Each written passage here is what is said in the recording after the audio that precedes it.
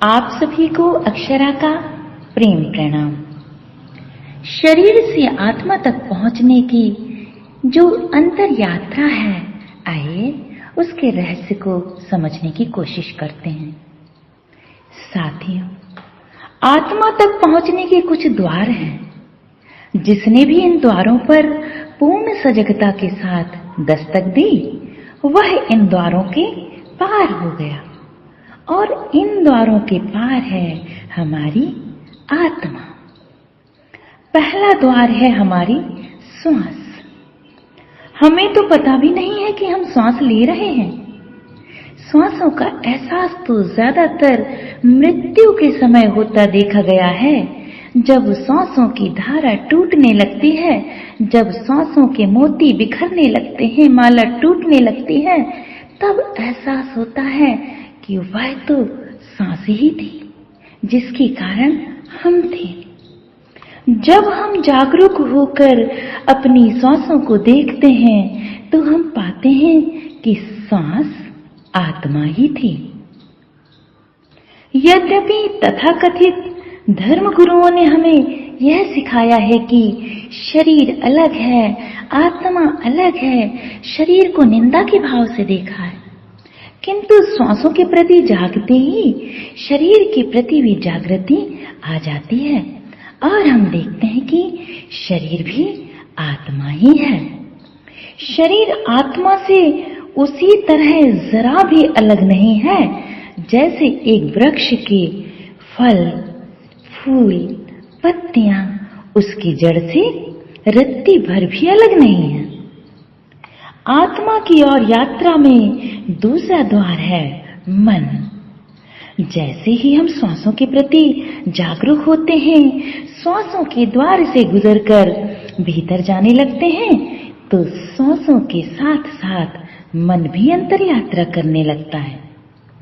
साथियों, मन आत्मा का ही तो स्पंदन है और आत्मा का स्पंदन आत्मा ही हो सकता है। जिस तरह सूर्य की किरणों में पूरा का पूरा सूर्य समाया है, जिस तरह सागर की बूंद में पूरा का पूरा सागर समाया है, ऐसे ही हमारे मन, प्राण, शरीर, श्वास सभी आत्मा के प्रकाश से प्रकाशित हैं एवं आत्मा से ही संचालित हैं। इस तरह मन भी आत्मा ही है, शरीर भी आत्मा ही है, सर्वमेव आत्मा। मन का द्वार पार करते ही हमें अपने भीतर प्राण शक्ति, अपनी प्राण ऊर्जा का अनुभव वैसे ही आने लगता है जैसे एक बगीचे की ओर यात्रा करने पर जैसे जैसे हम बगीचे के निकट पहुंचने लगते हैं, सुगंध हमारे नासापुटों में भरने लगती है। अंतर यात्रा में मन की जो महक है वह आत्मा की ही महक है। आत्मा की ही सुगंध से मन सुगंधित है। अपने प्राणों के प्रति जागरूक होते ही हमें अपने चैतन्य स्वरूप, अपने मूल स्वरूप की अनुभूति होने लगती है।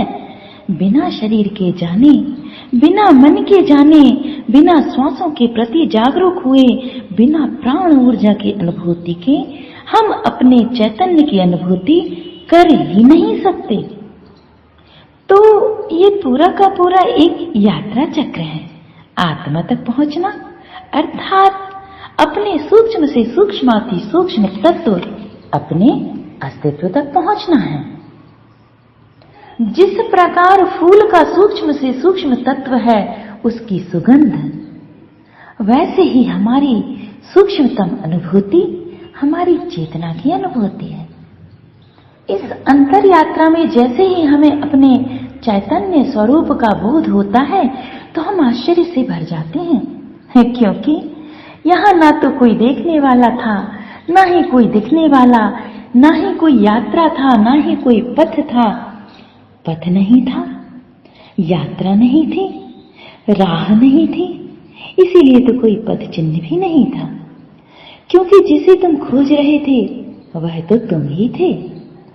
परंतु जन्मों जन्मों की यात्रा में अपने स्रोत, अपने केंद्र, अपने वास्तविक घर से दूर हो जाने के कारण यात्रा के ये द्वार हमें अपने मूल स्वरूप तक वापस लाते हैं।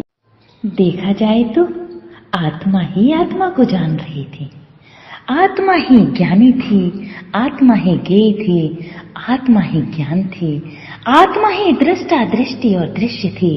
और जब तीनों एकाकार हो गए तो कौन जानने वाला, कैसा देखने वाला, कौन दिखने वाला, कुछ नहीं बचा। रह गया बस तुम्हारा अपना होनापन। आओ अपने शरीर के प्रति, अपने मन के प्रति, अपनी श्वासों के प्रति अहोभाव से भर जाएं। यही सच्ची पूजा है, यही सच्ची प्रार्थना है, यही साधना है, यही आराधना है, यही सनातन धर्म है। अस धम्मो सनातन।